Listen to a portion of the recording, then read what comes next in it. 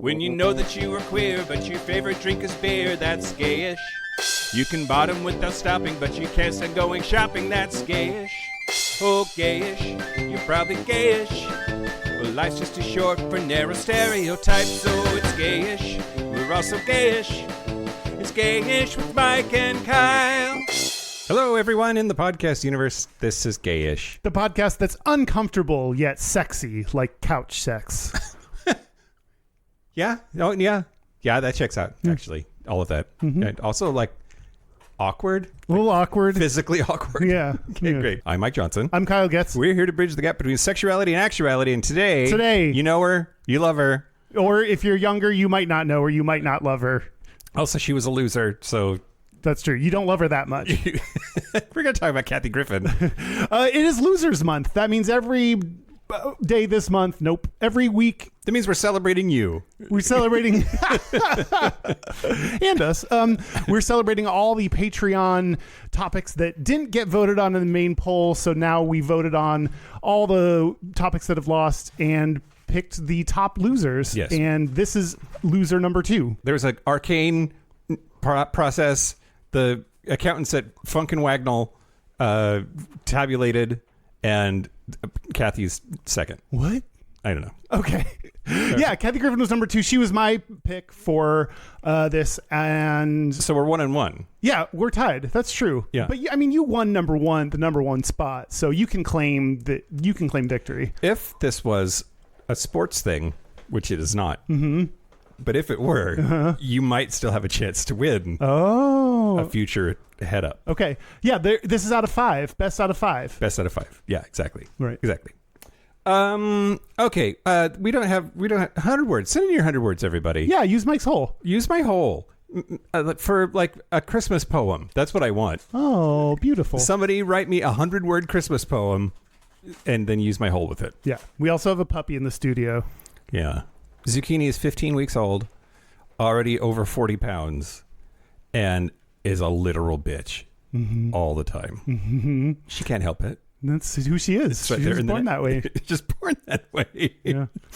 Yeah. Okay. Send in your 100 words. Christmas poem. Use my mouth. Send us Christmas gifts. Yes. Post Office Box 19882, Seattle, Washington 9109. We could do it. Well, everything's great. Okay.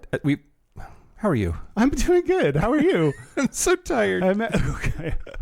I'm actually doing okay. Yeah. And we'll talk more about it on our Patreon bonus episode, because that's where we do personal news. I don't know if people realize that we talk about our personal lives in the news section of our Patreon episodes. Yeah, that's right. It's like it's our locked album on Grindr. You have to pay to get access. Twice. Yeah.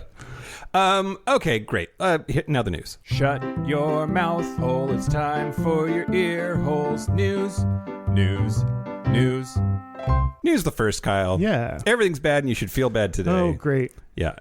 So the Department of Health and Human Services, under brainworm Secretary Robert F. Kennedy Jr., has removed Admiral Rachel Levine's name from her official portrait and replaced it with her dead name. Oh, no. That sucks. She was the first transgender person confirmed by the United States Senate. And yeah. So, I don't know. She was the Assistant Secretary for Health and Admiral of the United States Public Health Service.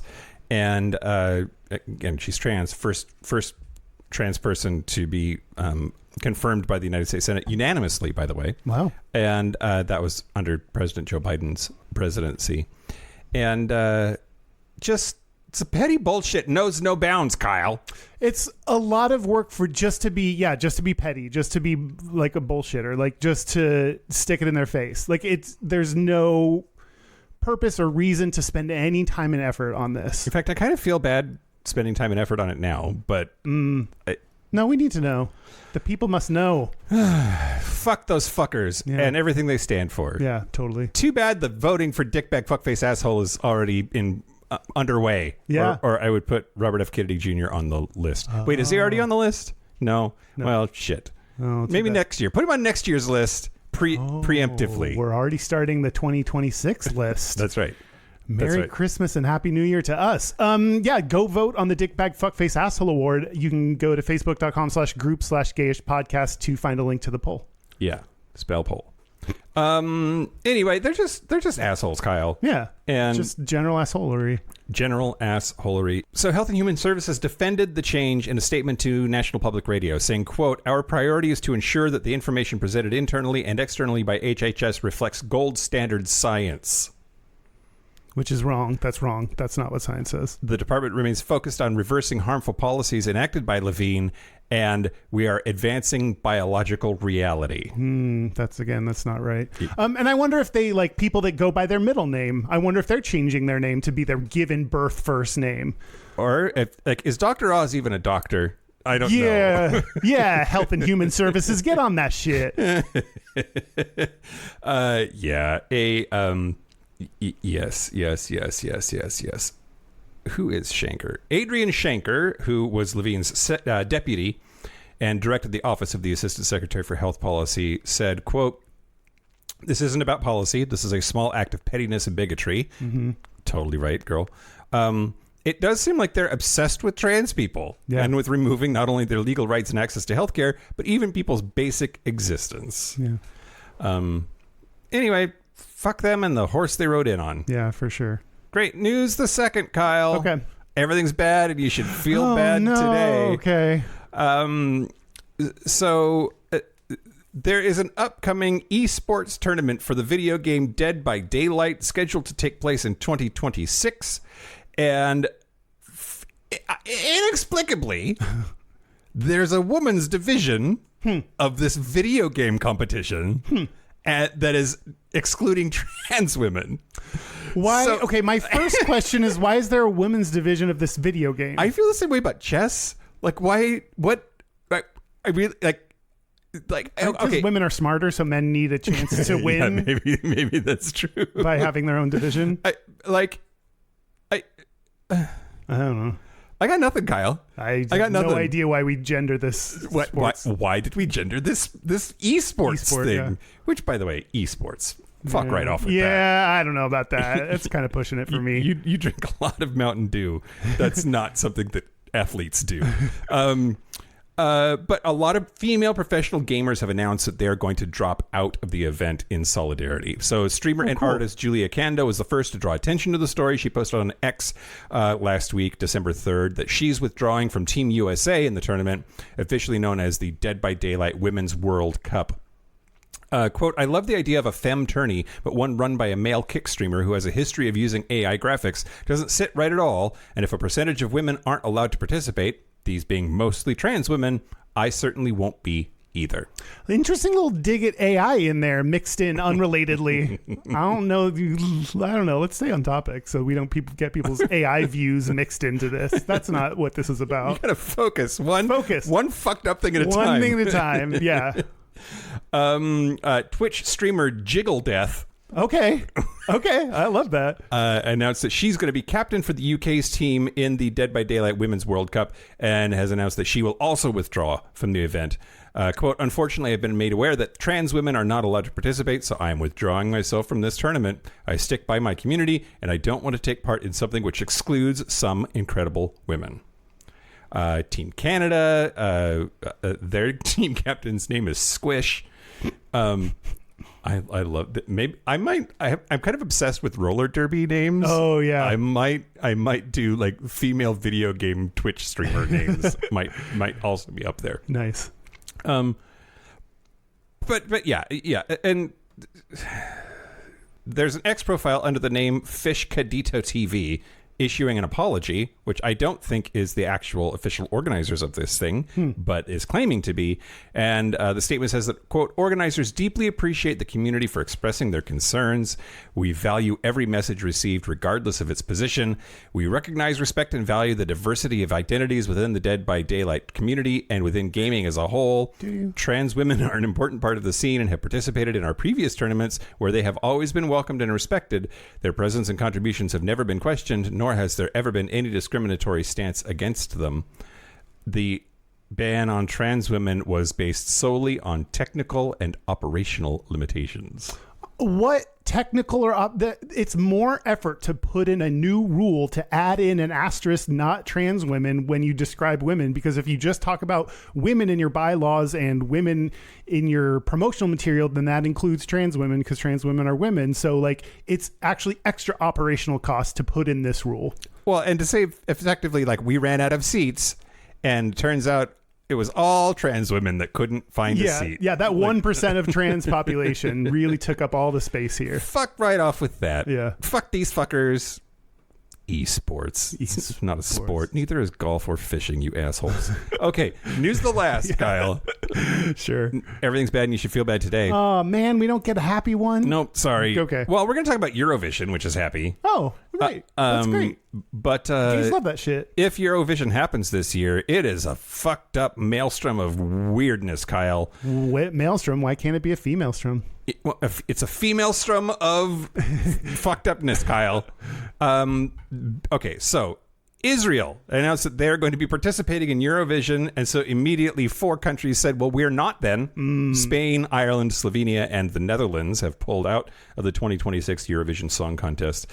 And the decision came after a vote on whether Israel should be able to compete due to the ongoing conflict in Gaza. Conflict is a nice word for genocide, and concerns about unfair voting. The UK's BBC was among around 50 broadcasters attending a meeting of the European Broadcasting Union on Thursday, and that group decides the future of the show. Some countries had shown support to Israel's participation, including Germany, who threatened to pull out if Israel was banned. Oh, gotcha. There are people going both ways. Yep. So the line in the sand is being drawn, and so as of now, Spain, Ireland, the Netherlands, and Slovenia have officially pulled out. Belgium and Iceland have announced that they are deciding, but have not made their final decisions. Ireland's RTE said they would not take part due to the, quote, loss of lives in Gaza and the humanitarian crisis, which is ongoing. Slovenia said RTV Slovenia is committed to upholding ethical principles and expects that equal rules and standards apply to all EBU members and all participating countries. The Netherlands said the public values that are fundamental to our organization are being violated. And Spain was the first to pull out, which that's a fun title to have. They said back in September that they would pull out if Israel was allowed to stay. So they were first to leave, or first to say that they would leave and then actually follow through. Yeah. The UK says they have no plans to withdraw. If everyone got together and all pulled out of the competition because of Israel, or like most people pulled out, then they would force them to change their position. So that sucks that more people aren't standing up for what's right.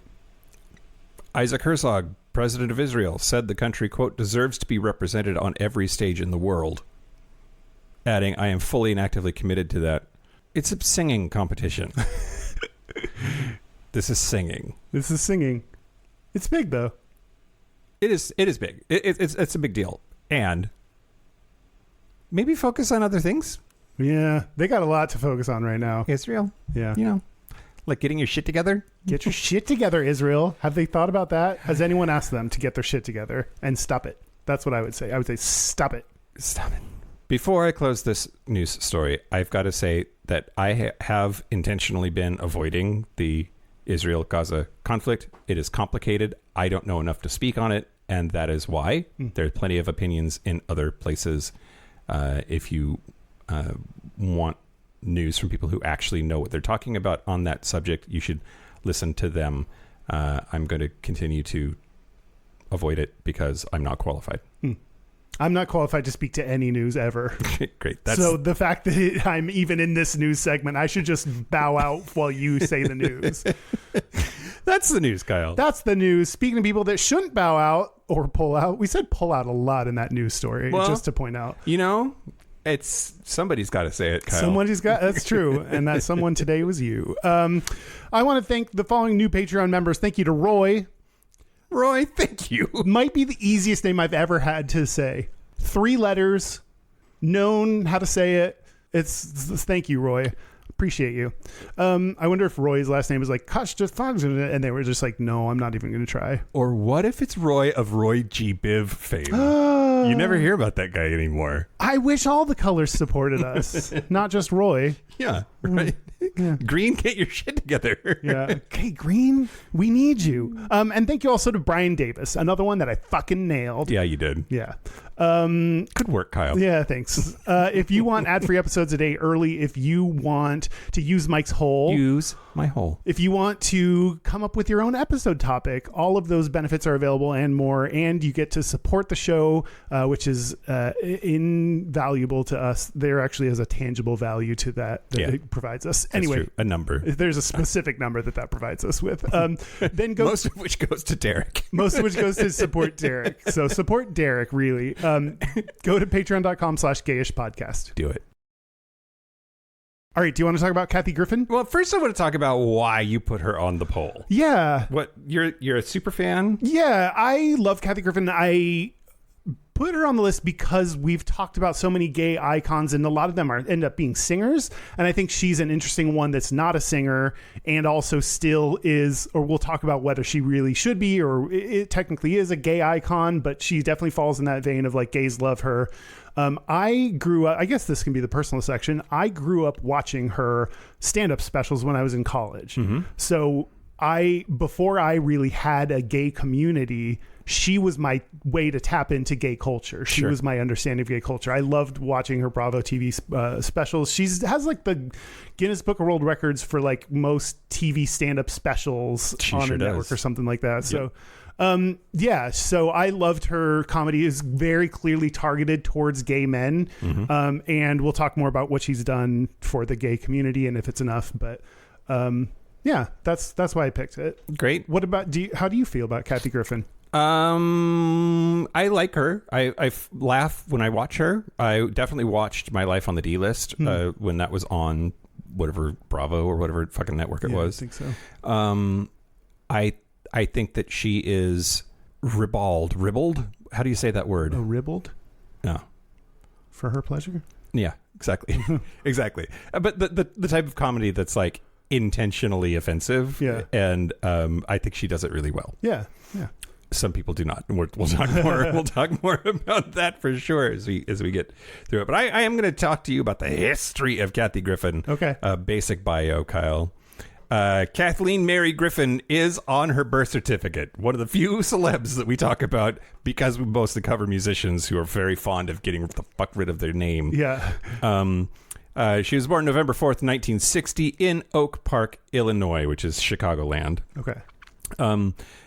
To first-generation Irish-American parents. Her dad, John, worked at Radio Shack, and her mom, Maggie, who was in the My Life in the D-List, Tip it. Was a hospital cashier, and Kathy was the youngest of 5 kids. Damn, that's a lot of kids. And she's described it as, quote, a dysfunctional Irish alcoholic family. So it gets really dark. I don't know, maybe just a mini trigger warning. Like fast forward 1 minute if you don't want to hear about some bad things that happened to her when she was a kid.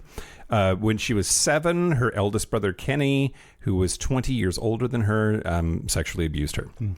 And she didn't tell her parents until she was in her 20s. And when she did, he admitted to being a pedophile. She tried to get him arrested after learning that he'd abused other children. And her own family, for a time, basically kicked her out of the family for trying to get him in trouble. Isn't that fucked up when the person doing the accusing gets kicked out? Yeah. That's so shitty. It's cognitive dissonance, Kyle. Like people, they don't want to hear the news, so they attack the messenger. Yeah. Otherwise, they have to confront the awfulness of what they're saying and their feelings about the person about whom those things are being said. Yeah. So her brother died of a drug overdose in 2001. And she said that growing up with his violence had an extremely profound impact on her life. And it was maybe the most influential relationship she ever had. She said that she developed a binge eating disorder after her siblings moved away. But that, quote, in elementary school at St. Bernardine's, I was already the kid defending gay classmates. She says that the pretty girls would beat me up once a year but she said that she couldn't keep her mouth shut when she saw gay kids treated as less than. She describes herself as a will and gracer since first grade, plotting with the gay kids whether they were out or not. So in 1974, as a high schooler, she got involved at River Forest High School in theater. She found refuge in musical theater after the nuns at her Catholic elementary school punished her and other vulnerable students. She played Rosemary in How to Succeed in Business Without Really Trying and Hodel in Fiddler on the Roof. By her senior year, she was determined to become a professional actor, and her first TV appearance was as an extra in a Chicago White Sox commercial. You got to start somewhere. I don't know how that didn't get her kicked out of gay circles right then. Baseball. Baseball? What the fuck is that? In 1978, at age 18, she said, "Fuck you guys," and moved to Los Angeles. That's not true. She convinced her parents, who were retiring, to move with her to Los Angeles to help her break into show business. The fact that they did is pretty crazy. Yeah, especially at 18. You're like, oh, sweetie, you got to figure out your life and get your shit together. But I mean, she was right. So, although I do think that 18-year-olds, I don't know that they used to be smarter, but we used to treat them like they were. Like nowadays, people aren't like an adult that gets to make decisions separate from their parents until like they're out of college. And even then they're still being helicoptered. Meanwhile, like at 14, I could just walk out the front door and leave for a whole day and my parents wouldn't say shit. Anyway, okay. She briefly attended Triton Junior College in River Grove, Illinois, then dropped out to pursue entertainment full time. She supported herself through temp jobs with Kelly Girl Agency, and as a low-paid extra, she earned around $35 per day in her first Los Angeles gigs, she said. Damn, that's so little money. She enrolled at the Lee Strasberg Theater and Film Institute, which that sounds made up. You know? Yeah, that sounds like what someone made up on their resume to be like, oh yeah, the Lee Strasberg Institute. It sounds like Trump University to me. Like some dude named Lee is like, yeah, come to my school, kids. Anyway, she began taking improv workshops at the Groundlings Theater. The Groundlings are very, very famous. She saw one of their shows at age 19 and decided that that's what she wanted to do. Phil Hartman of Saturday Night Live fame came out of the Groundlings, and apparently she talked to him backstage, and he was encouraging of that, and she joined the Groundlings regular cast in 1985.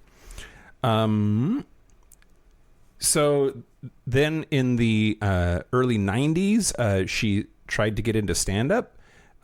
She struggled with the traditional format, and But in 1992, she established Hot Cup of Talk at the Groundlings Theater with Margaret Cho and Janine Garofalo. Wow. Can you imagine the three cast, of them just like hanging out? Yeah. Pretty wild. But it was a weekly comedy night where performers shared amusing experiences and entertainment industry war stories. And then she made her TV sitcom debut as reporter Susan Klein on The Fresh Prince of Bel-Air. Wow. Ooh, named Susan. That's foreshadowing. Yeah. She was in some films, had some small roles. She was a pedestrian in Pulp Fiction. Wow. That's an interesting little tidbit. Take that to your next movie trivia night. When Marcellus Wallace is hit by a car, she's like the one on the scene that comes to his aid. So she had a half-hour comedy special on HBO in 1996, and then that's when she landed her first consistent role. She played Vicky Gruner, the acerbic colleague of Brooke Shields' title character on Suddenly Susan. Ran for 4 seasons, did fairly well, had 10 to 12 million viewers in early seasons of the show. She got her first 1-hour HBO special in 98, and in 1999, apparently she nearly died having liposuction. Wow. That's wild. Yeah. I mean, she talks about like having work done. Yeah. Apparently she had like has almost been done in by having work done. Wow. She's undergone. I don't know how that doesn't turn you off from any plastic surgery at all if you almost die from liposuction. You got to get back up on that horse, Kyle. I guess so, and ride it all the way to the face surgeon. She's also had breast augmentation and rhinoplasty. She was married... And multiple facelifts. Yeah. So she married Matt Moline. Do you know Matt Moline? No. He's famous too for a number of roles. I think not the least of which, though, is the one... Oh, no, I'm thinking of somebody else, Kyle. Oh. Never mind. He is not famous, or barely famous. Okay. He's famous for being married to her. Okay. They got married in 2001. Brooke Shields was her maid of honor. It was on the 360-degree restaurant in Hollywood. And Sister Christian played at their wedding. It was attended by Cameron Manheim, Bill Maher, and Jane Krakowski. Wow. I didn't know they knew Jane Krakowski. Yep. Anyway, they split in 2006. And that was My Life on the D-List was starting as that marriage was ending. Did you ever... Oh, you said you watched My Life on the D-List? I did too. I love that show. That was funny. You're kind of a reality TV girl, though, right? I was back in the day. Not anymore. Because reality's hard enough. Reality's hard enough. And ever since we moved away from having... because of podcasts and moved away from like just watching live TV. Like I used to flip on Bravo and just watch whatever was on Bravo because I'm that kind of gay. Yeah. So that's where I got my reality TV from. Bravo, the leading purveyor of gay propaganda. Yeah. At least it used to be. Yep, totally. So it was a hit, a ratings hit. It ran from 2005 to 2010. She won back-to-back Primetime Emmys for Outstanding Reality Program in 2007 and 2008. Ran for 6 seasons total. Are you sure it wasn't a daytime Emmy? Is a Primetime Emmy? Wow. According to this. We can check that. I thought she joked about it being that she went to the daytime Emmys and she joked that it was the Schmemmys. I don't know. Well, I don't know what reality competition falls under. Maybe it is primetime. I don't know. Yeah. I mean, even Google says primetime Emmy Awards. So yeah, maybe it is. Oh, well, it was presented to her at the Creative Arts Emmy Awards. That's the Schmemmys. Got it. Maybe. Yeah. That's the suck it Jesus speech. Do you remember? She said, quote, "A lot of people come up here and thank Jesus for this award. I want you to know that no one had less to do with this award than Jesus. Suck it, Jesus. This award is my God now." Which is hilarious. That's really funny. It's true and funny. The Catholic League's William Donahue called her a bitch over that. Damn. Yeah, they're very Christ-like. Just like Jesus would have done. And a Tennessee church spent $100,000 on a USA Today ad condemning her. Oh my God, you could have fed so many hungry people. We're going to talk more about Anderson Cooper and her time at CNN, but she did that New Year's Eve broadcast with him from 2007 to 2016. Some of her best shit, in my opinion. I fucking loved that. Yeah. When I wasn't hosting New Year's Eve myself, which was a thing I started doing consistently in that time somewhere. She was the first female comedian to debut at #1 on the Billboard Top Comedy Albums chart. Wow. She released For Your Consideration in June of 2008. It received a Grammy nomination. She received 6 consecutive Grammy nominations for Best Comedy Album, finally winning in 2014 for Calm Down Girl. She's a best-selling author and has been really involved in LGBT activism, which I know you're going to talk more about, like the stuff that she's done for the gay community a little bit later. We're also going to talk more about the Trump head thing, but that happened in 2017 and very dramatically changed the trajectory of her career. She's married and divorced a couple more times. She had half of her left lung removed in 2021 because she had lung cancer.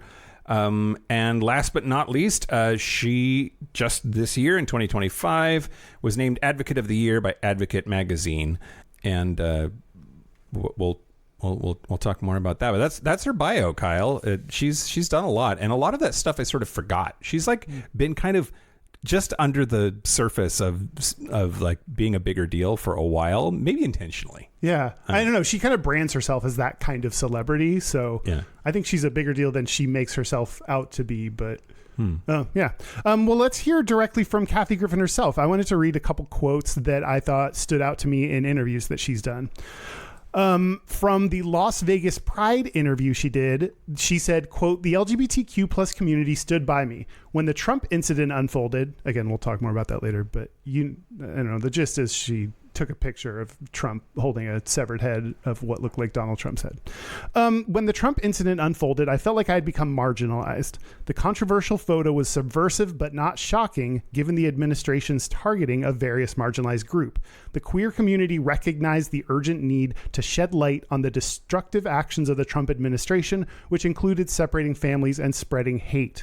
They understood the gravity of the situation and supported me. Some fans turned away, unable to see the bigger picture, but it's crucial to remember that the queer community's legacy includes advocating for issues that impact people profoundly." So she, in her... There's a lot of big words. A lot of big words. I think she's smarter than people give her credit for too, but I think when she acts the way she does it knowing she's putting on this persona that, yeah. Gayish. Gayest. Who, me? Yeah, I think she often talks about how the gays support her throughout, no matter what happens, relies on the gay community, is clearly targeting the gay community with her stand-up. Like, a lot of her life is built around the gay community. Yep. And is that okay? I don't know. I don't know. Yeah. I think because she's not queer herself, that's for sure. She's not queer herself. She's married to a lot of dudes. Yeah. Yeah. Another quote in her memoir, she said, quote, "To this day, the behavior of straight men is something I've never been able to wrap my head around. Have you ever met one? They're really weird. Sometimes they want to have sex without a chorus line playing in the background. Yuck. How is that even possible?" That's good. How many straight friends do you have? I think I have one straight friend from our D&D group. Oh, no, two. Straight men. Straight men. Yeah. Yeah. At least two. At least two. Doug and Koviak are favorite three. fag stag. Yep. Doug and Koviak, Matt from our D&D group, Chris Kachatorians. Agassia. Fuck, I have a lot of straight guy friends. Yeah. I just saw Agassia yesterday. I don't know how I left him off the list. I mean, I was in a fraternity. I have a lot of straight guy friends, and they are all just disgusting. Yeah. I don't know. I can be kind of disgusting sometimes. So I think some straight men are cleaner than me. And that's one of the things. I don't feel very tidy in my home. So that's something I feel guilty about or, gay shame about. Are any of your straight friends hot? That's a mean question to ask to people that listen to this podcast. Why? Because what if I don't list them as being hot? Everyone's hot. It's just whether they're hot to you or not. Okay, with this qualification, yes, I do have hot straight male friends. Do you want to dig into that some more? No, I don't. I don't want to. Great. Okay. I want to move on to the last quote I have is she did an interview with The Advocate because, like you said, she won Advocate of the Year. She said, quote, "I always gravitate towards the gay clubs and bars because I call the audience the unshockable gays." I cannot shock a gay person. They've seen it all. They've done it all. They've survived it all. And is there something about gay audiences that's better than the rest? I think this is just a knock-on effect of a thing that we talk about on the show all the time, which is once you have accepted yourself as gay and have come out as gay, you already, whenever you feel like it, get to give a middle finger to mainstream normalcy in all of its forms. And so I think that could be read as unflappable or unshockable, right? Because shock is usually because I can't believe you said that. Well, you're not supposed to say that. Hand waving in the air, vaguely. So when society decides that you can't say something is a sacred cow, and then somebody says it, that is shock. And I think that gay people are less susceptible to that because of their queerness. Yeah. I also think they've been through trauma in their life, and people who've been through big, heavy shit in their lives don't sweat the small stuff. And like some comedian making a joke like just doesn't affect people that much. Like it's fine. Like if a stand-up comedian shits on the Kardashians, like what does it really matter? You know? So I think going through a big traumatic event, like being gay, like coming out like it has been in the past, helps add a like layer of thick skin or defense that makes you a little bit more unshockable as well. Yeah, I agree with that. I think gay audiences might be tougher audiences though, like tougher to please, but when you do, you get more out of them. Maybe. I think we have high standards for like live performances of things. Yeah, I'm with you. Yeah. Because straight people are dumb or easily impressed. Yeah. Easily impressed. They go to their first musical and they're like, oh, great, that was cool. Yeah. I don't know, Kyle. Yeah. So I didn't say it because I'm afraid of the pushback or clapback from it or whatever. But like, also, queer people have a chip on their shoulder about a bunch of stuff and are not resilient to jokes about it. Like, we're unshockable about most things, but I think that there are some things that we absolutely are, like pronouns, or making fun of pronouns. Oh, the plight of trans people, right? Slurs for the queer community being used willy-nilly. Like, and I think that we infight a lot too over a lot of this stuff. So I don't know. I don't know. Some of that stuff, I'm like, you're allowed. I support people's right and First Amendment right to say stuff without punishment from the government, but that doesn't mean you won't get pushback. Like, that doesn't make every joke of yours funny. That doesn't make everything you say acceptable. So I don't know. I both support people saying what they, exercising their First Amendment right, and also can be like, well, that was a stupid pot shot at trans people. Like, that's not a good joke. Yeah, I'm with you. Yeah, I'm with you. Yeah, those are some of the quotes from Kathy Griffin. Well, not quite quotes, but we're gonna talk about some of her jokes about queer people, and then I just want to like get your read on like how we feel about how they've aged. Yeah, I suspect that some of her comedy hasn't aged well because she attacks individual people, and we've like, a lot of people apologize for how they treated Britney Spears back when she was going through a mental health crisis. And like, looking back on that was an easy joke to make. And it was also at a very vulnerable person, a very, very vulnerable stage in their life, and about mental health, which we've gotten educated a lot in the past. Society in general is a lot more like, aware of, is sensitive to, and you're right. Yeah. Well, okay, let's start with an easy one, I think. How about where my gays at? She starts every single show with that. And she usually then goes into a joke about how gay audiences are unshockable right after that. She also calls us gaymen. And has referred to the community as LGBTQI12345 community. What do you think? I think same as where my gays at. That's funny. I think the joke about, I'm less into the joke about the like LGBTQ. I think if it's okay if someone inside the community makes that joke that we have so many letters, but when someone outside the community is like, oh, there's so many letters to keep up with, I'm like, dude, it's not that hard. I promise you, it's pretty easy to remember LGBTQ. Yeah. So I think that's one of those things where it's like, do you count her as inside the community? She's not gay, but she's a gay icon. But we'll talk about that. Like, so I don't know. That one's a little bit more iffy. But I land on the side of she's done enough to. I'll reveal my position. I think she's done enough to support the gay community to make that joke. Yeah, the one person about the "Where My Gays At" thing said that they found it impalatable that a cis-het white woman would think that we were her anything. Oh. And like, in an ownership sense, I think you're being too sensitive. Yeah, I think so too.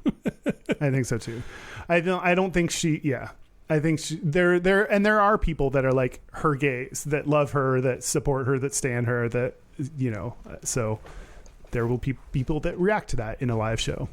Next, for several years, all of the Clay Aiken jokes calling him Gaykin. She called him Gaykin for from at least 2005 in her special, which is Kathy Griffin is not Nicole Kidman.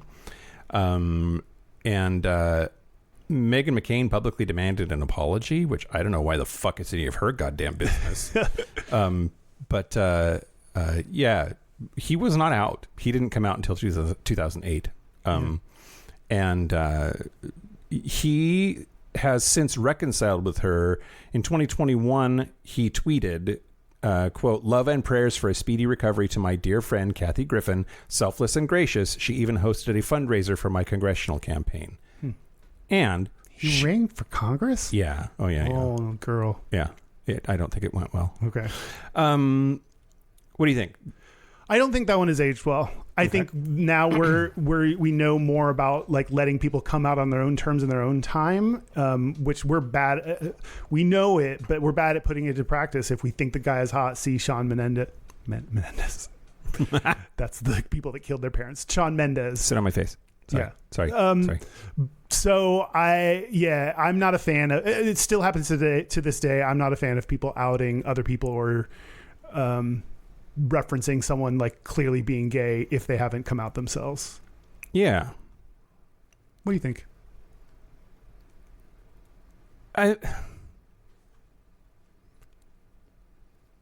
It's a podcast, Kyle. Yeah. That boy gay. He's very gay though. Like so gay. Yeah. And there's something sort of weirdly, I don't know. It wasn't like, and he's a faggot and I hate him. Yeah. She was just like, come out of the closet. We'll still love you. Like, coming out is a very personal thing. Every gay person has the right to come out in the time, manner, and place of their own choosing. I stand by all of that and I see exactly where you're coming from. And that boy, gay. Yeah.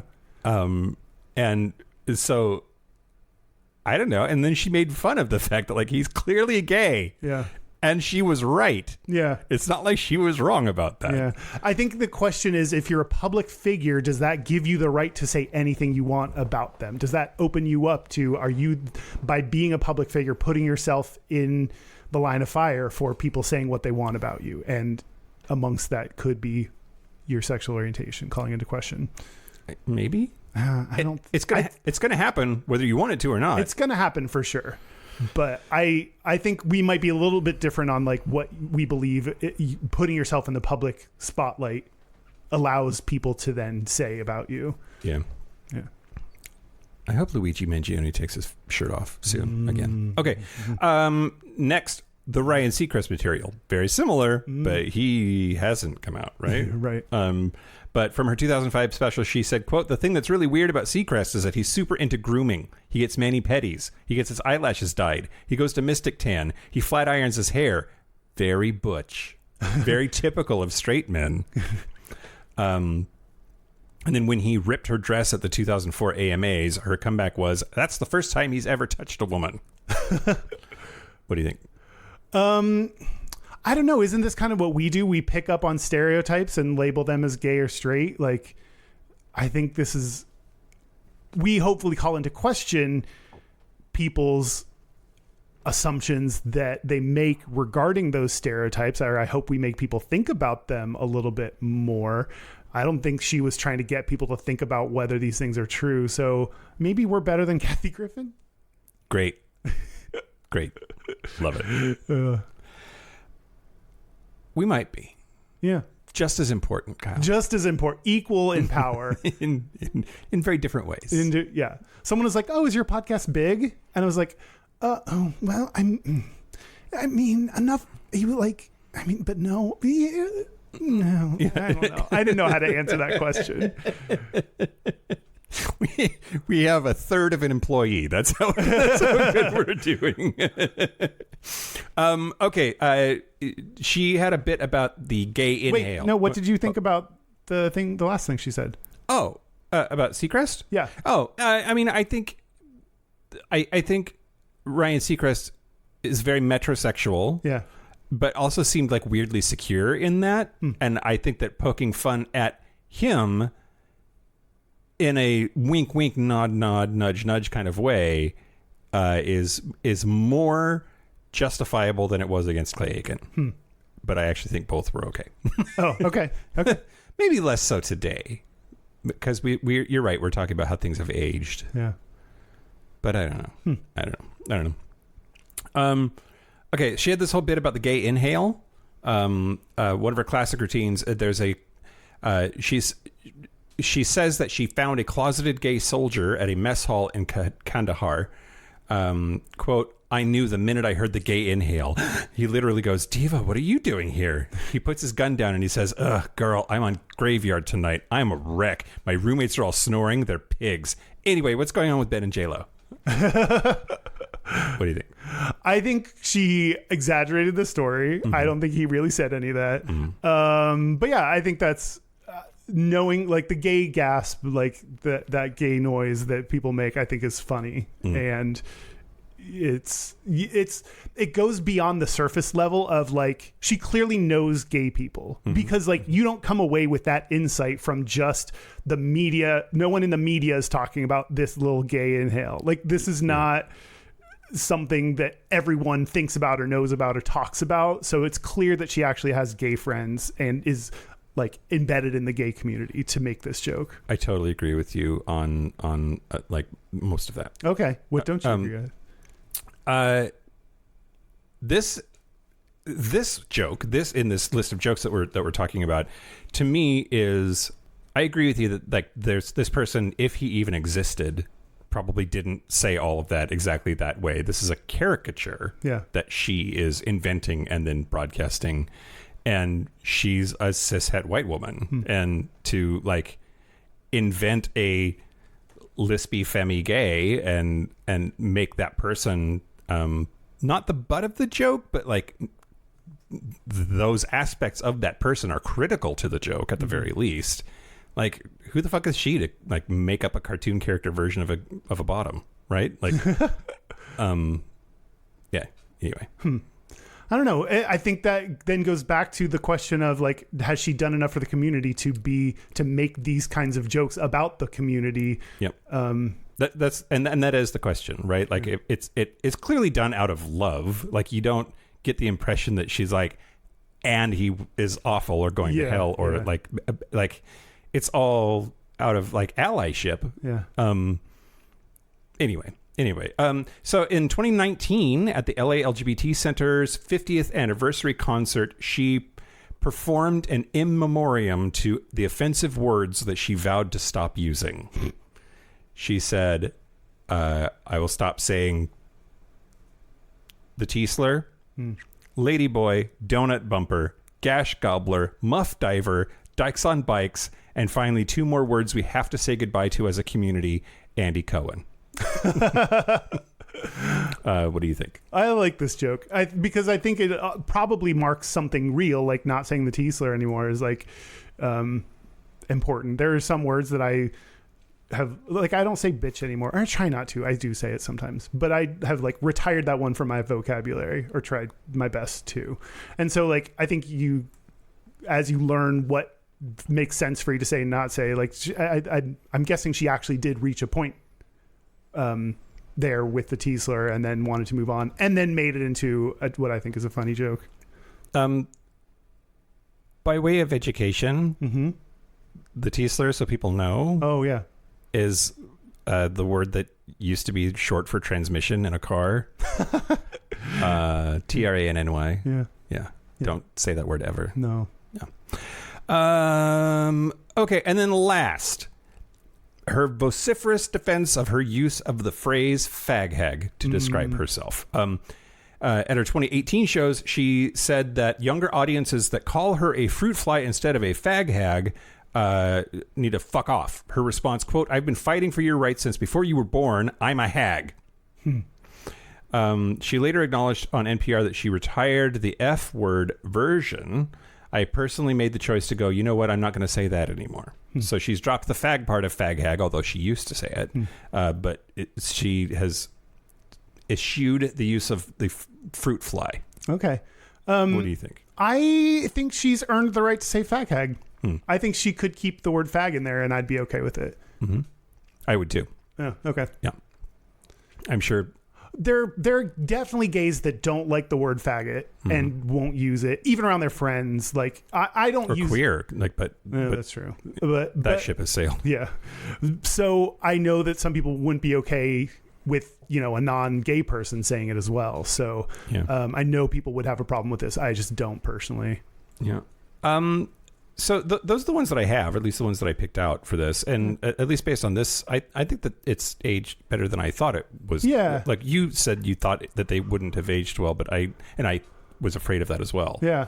Yeah, I think it aged better than I thought. And some of this stuff like is pushing the line, but none of it is like, oh shit, you got to go back and apologize for that. Like you did. Yeah. None of the ones you brought to the table were that. Yeah. Yep. I'm going to tell you some Urban Dictionary definitions. Let's do it. For Kathy Griffin. This is amazing. Okay, so yeah, I was trying to think of what I want to talk about when I talk about her, and the reason I look up Urban Dictionary is that I like to see what the general public, and this is this is part of the manosphere, the dude kind of like, what are their opinions of these words? And so this gives you a little bit of a clue of what the culture thinks and says, like the dude side of the culture thinks and says about Kathy Griffin. So the first definition, red-haired and Irish Catholic, Kathy Griffin is a D-list, hilarious female comedian who cracks jokes about A-list celebrities. She also stars in Bravo TV's Kathy Griffin, My Life on the D-List. That was surprisingly clinical for pretty tame, right? Urban Dictionary, and pretty like factual. I would expect Urban Dictionary, and she fucks. Or something, right? The next one, the most annoying woman on the face of the earth, only rivaling Sarah Jessica Parker, Ellen DeGeneres, and Rosie O'Donnell. She's not funny, and her career sucks. People like her and Jenny Jones are the reason there is war in the Middle East. Wow. Okay. What? Yeah, Can you explain that? Can you even? No, I can't. That doesn't make any sense to me at all. I mean, I think it's one of those things that doesn't have to make direct sense, but it's just like, she's why bad things happen. I mean, that person's clearly MAGA, right? Like, I'm just going to list a bunch of loudmouth liberal girls and like say that I hate them and then not question my own misogyny. Yeah. To pull into this definition, a list of women you hate is like very misogynistic, which, I mean, that's what Urban Dictionary does. Yeah. So it shouldn't be surprising. Next definition, proper noun, a professional comic and media gadfly. An all-around kick-ass dame of ingenious, rapid-fire wit, renowned for having the nerve to mock celebrities and slaughter all the sacred cows of mainstream pop culture. Brassy, sassy, classy, and sarcastic. I like that. So it's interesting that we have some good definitions mixed in with the bad ones as well. So like people, I think I'm coming away that like people are conflicted about her. There are lots of strong opinions both ways about whether she's funny or not, about the fact that she's a woman, about the fact that she, like you said, tackles any sacred cow out there. Nothing's too sacred for her to joke about. She's super polarizing. I think that's fair to say. Yeah. Yeah. The next one, noun, the comic cousin to Peter Griffin, the star of the Adult Swim Cartoon Network show Family Guy. Family Guy is funny, and so is Peter Griffin, but Kathy Griffin is about as funny as Saturday Night Live. You make up your own mind. Another MAGA angry person, I guess. Yeah.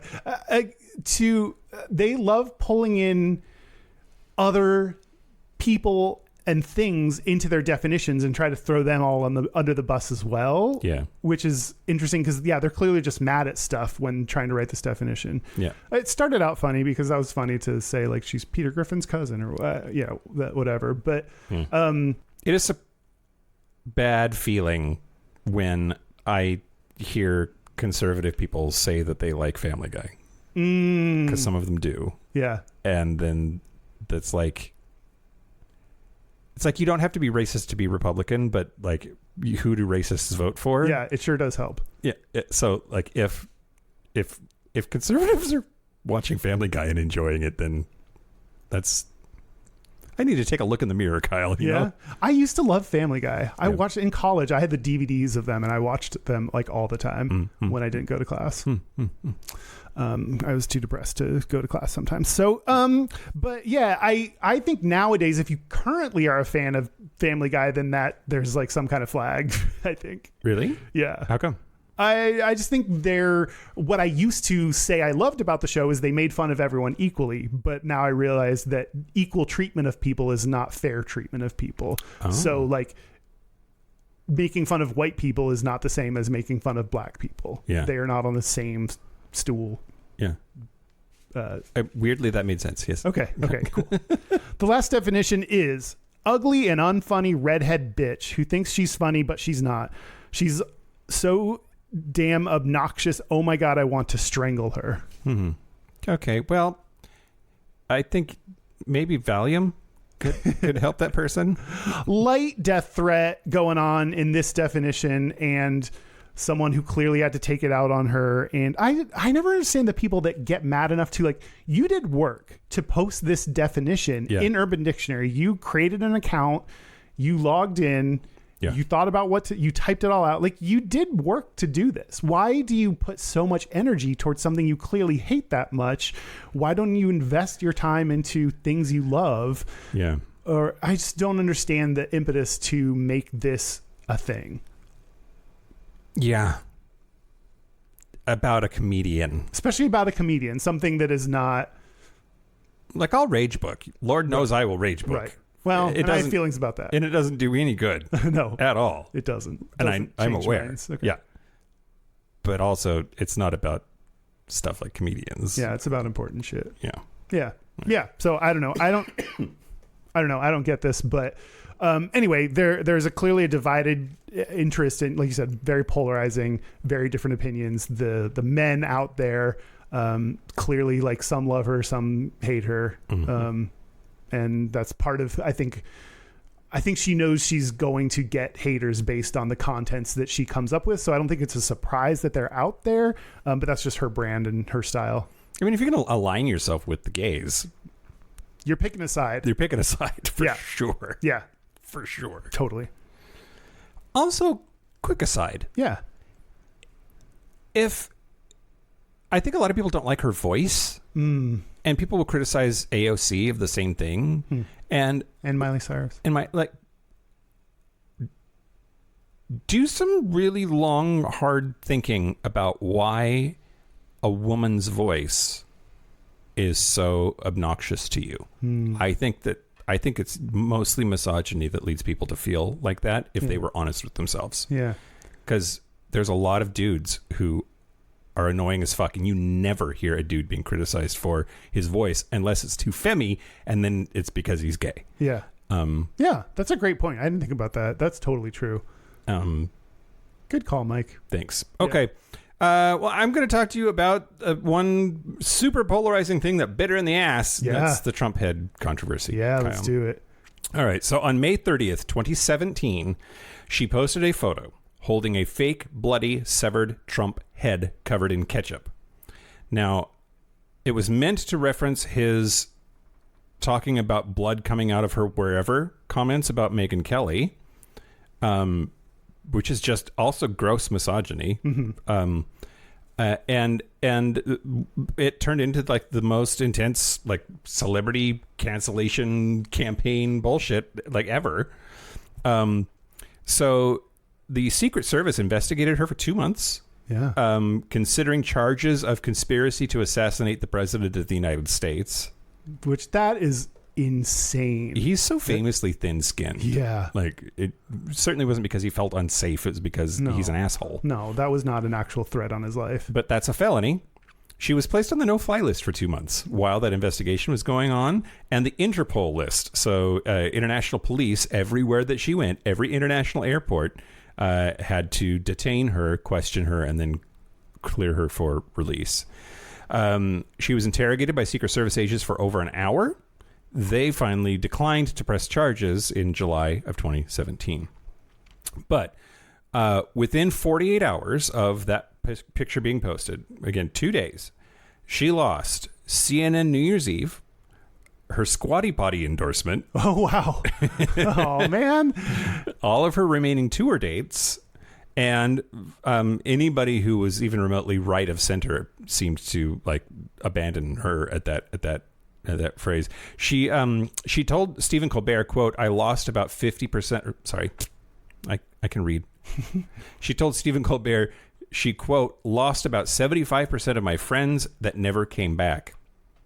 And she recently said that she permanently lost about a third of her audience and that she was unemployable and uninsurable for years.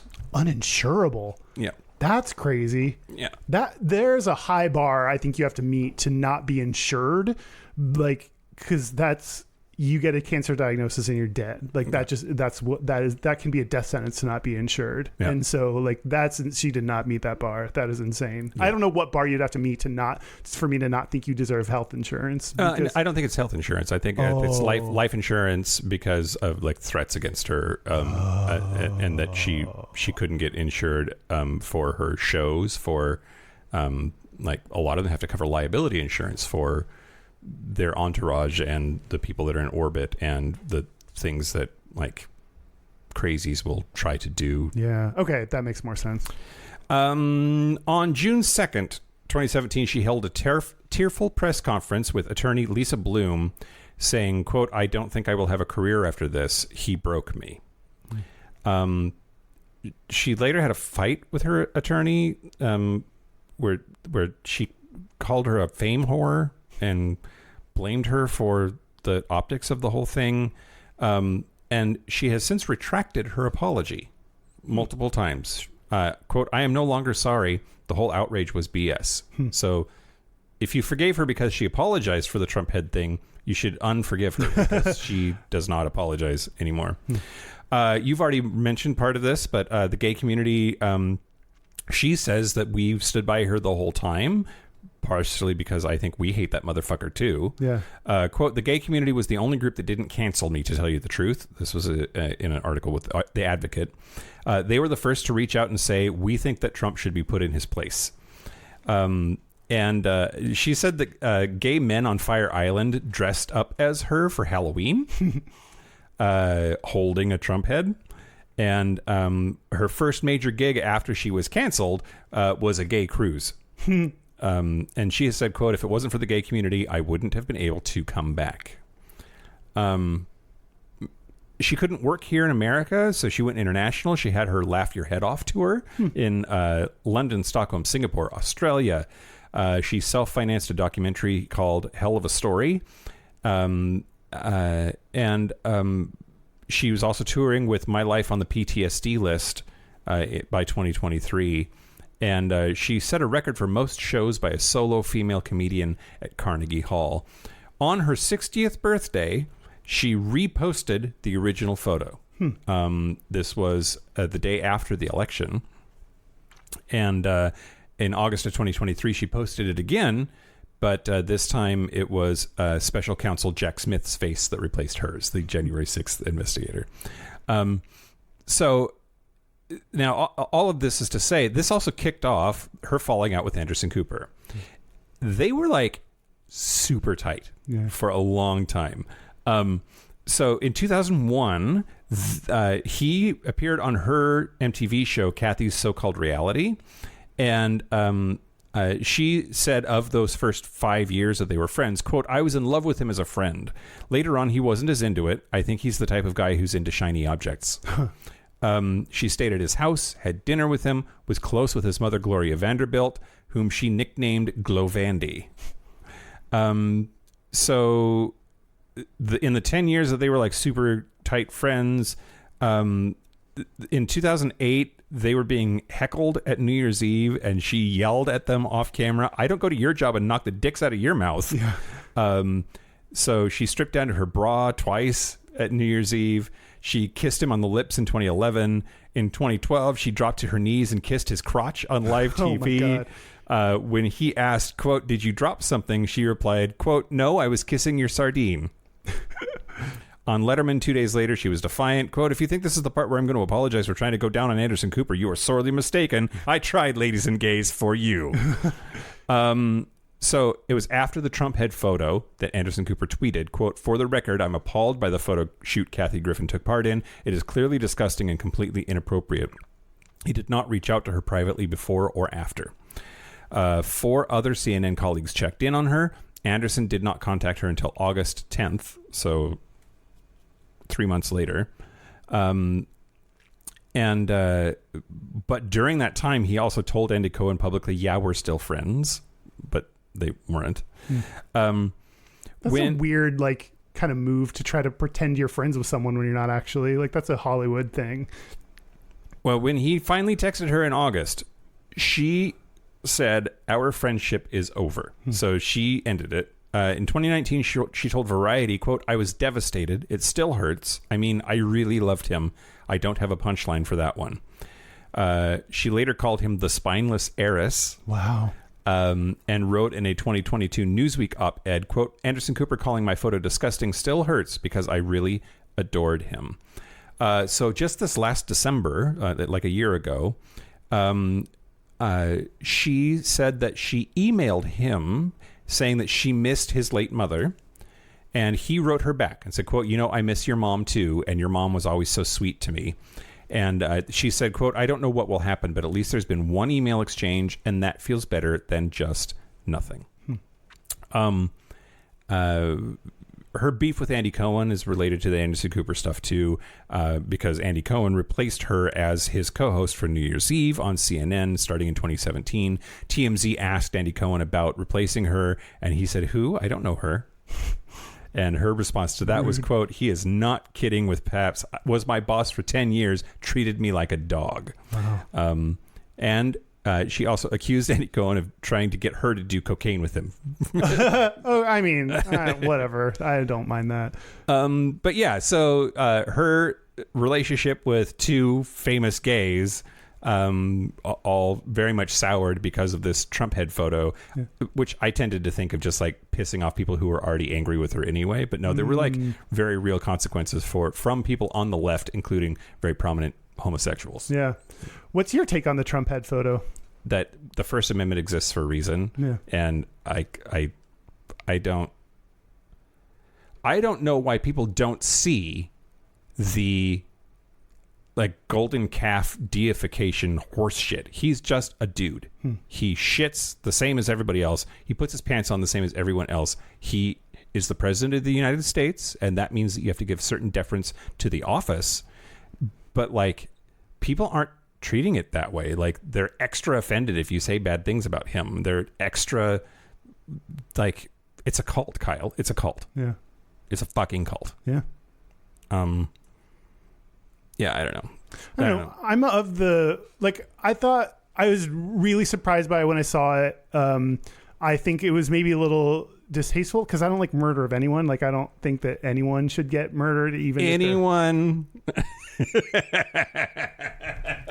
Like 99.9% of people. Great. There's like a rare. It would. That leaves like 100 million that's people. That's a lot of people. You'd have to be a horrific. Like, okay, Hitler should have been killed at some point. That's fine. Like, that's my bar. But I'm not trying to be like exaggerate. Like, that's kind of my bar. You have to be ridiculously bad for me to believe that it's better that you're dead. Yeah. And so in that, I think the photo is a little bit distasteful. And the blowback, I completely agree that she has a First Amendment right to do it, and they violated her First Amendment right when the government started interviewing her and putting her on lists and all that. Like, the blowback she got was really unfair. To like treat that as even remotely a credible threat, yeah, when it was clearly like artistic, whether you liked it or not. Yeah, it was, I think, very clearly First Amendment protected, and they violated that. Yeah, totally. Not that anybody understands how the First Amendment fucking works. Yeah, the right seems to love the First Amendment until it actually comes up. Yeah. You're going to answer the question, Kyle. You're going to ask the question, and we're going to answer it. Yep. Is she a gay icon? Nope.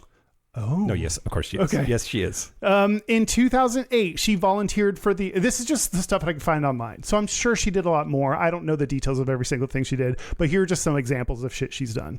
In 2008, she volunteered for the Los Angeles Gay and Lesbian Center's Vote for Equality campaign. She went door to door asking LA residents for their opinion on LGBT marriage rights.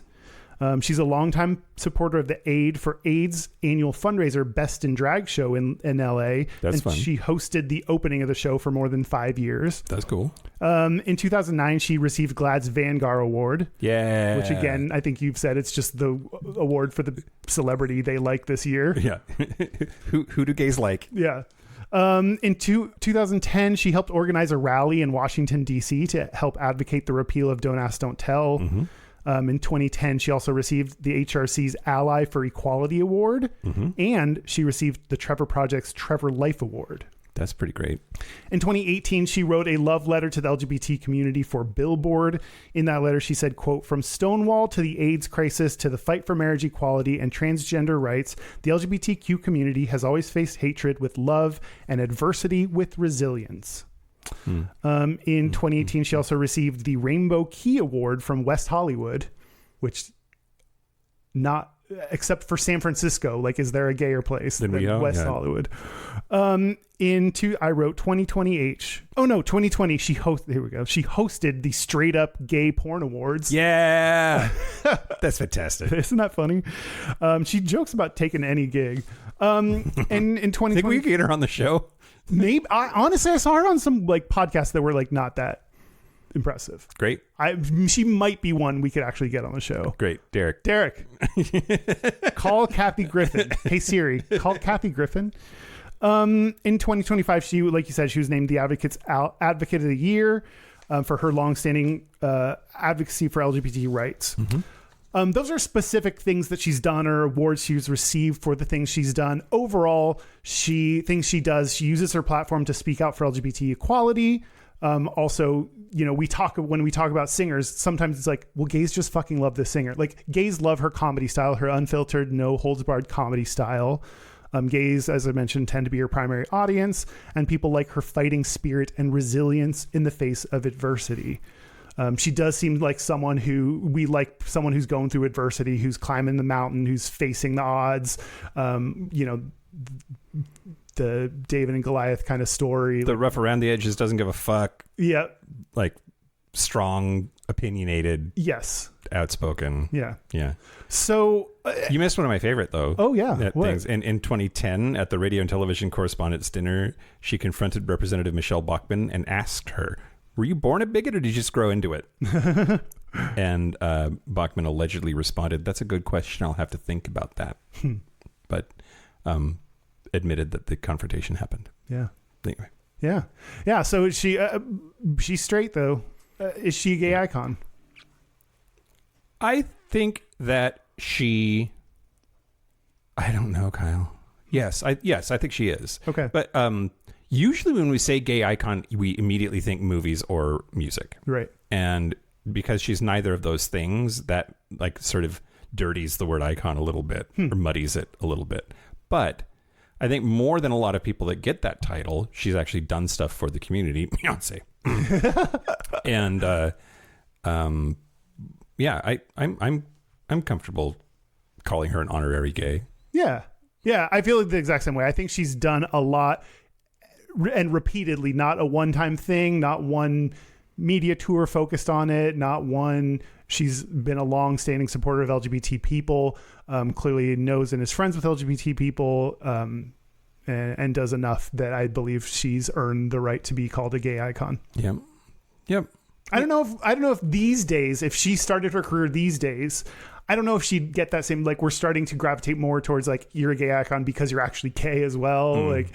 And I think she's of a time when it was hard to find celebrity gays. That just didn't really exist that often, or the rarity was, you know, that you'd be gay and a celebrity. So I think she was among the people that we could pick to fawn over and to what, you know, like I mentioned, that's my connection to gay culture. Like, I'm not going to there's no gay stand-up comedian that was around that I could have gotten gay culture from. So I think that, I don't know that she would be a gay icon if she came out today, but I think she's a product of that time. Yeah, I agree with all of that. Yeah. Because now we have Mateo Lane, right? Oh, right. Yeah. and the culturistas and all of that. Like, Bone Yang. Yeah. I agree. Yeah. Well, that's Kathy Griffin. That's Kathy Griffin, our second of the month of losers. Our second loser. Second runner-up. No, she's the first runner-up.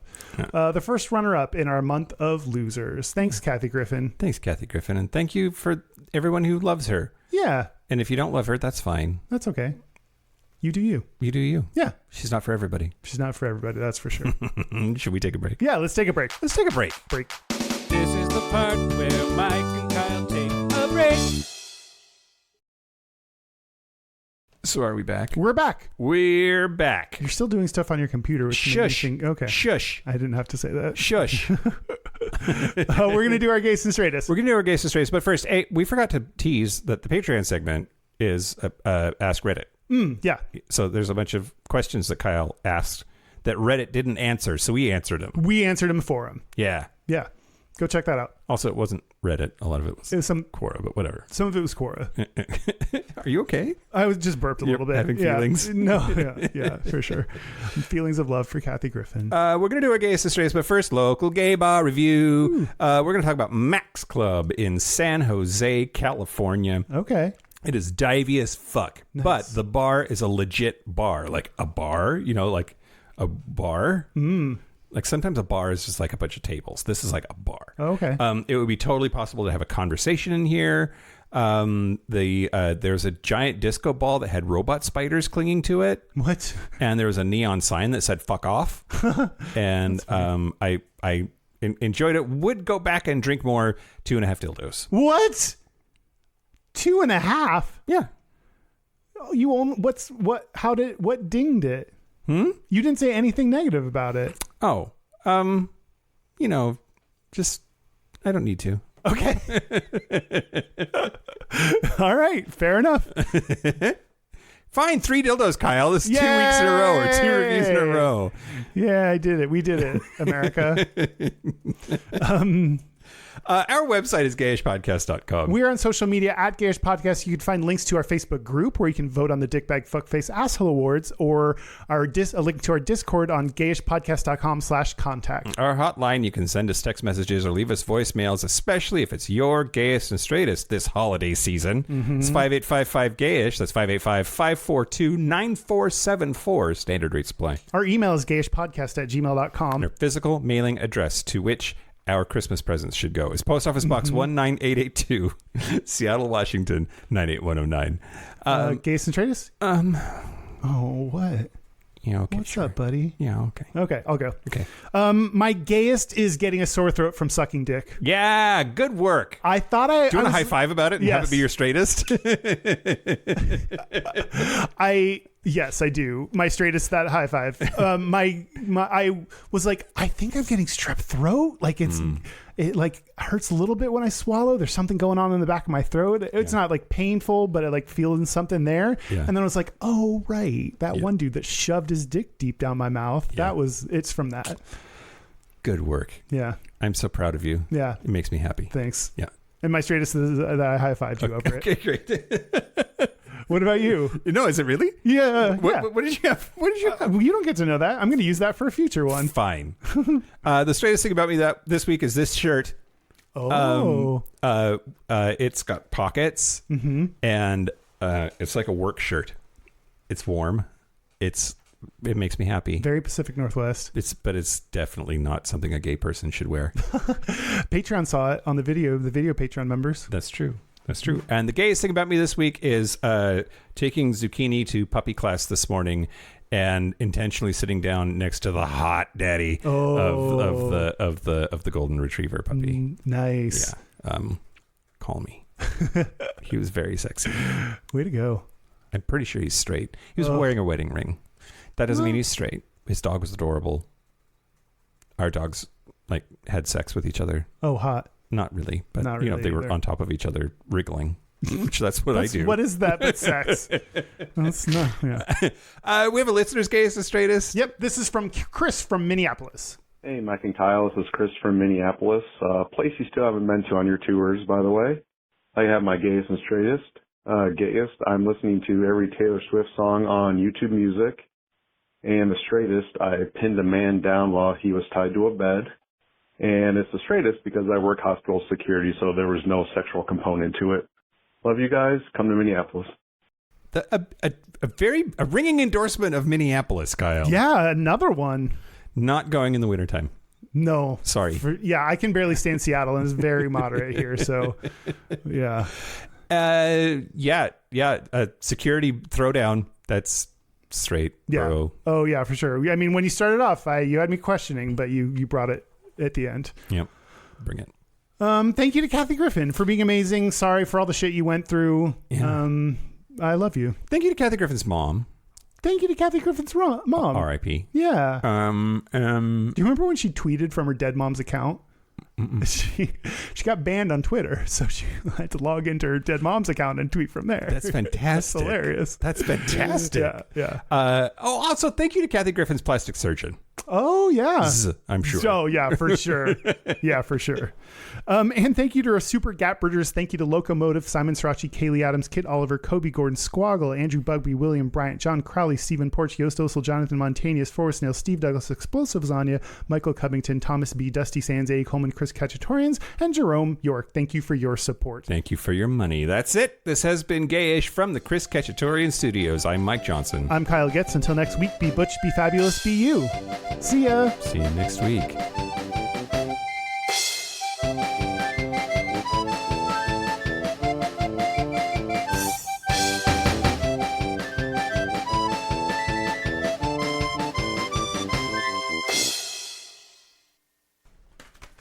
Zucchini loves paper. Oh. I don't know if that's true. She's never shown interest in paper before, but she did have a sitter here the other night, and she said, I realized that neither of you read, because she was so interested in my book.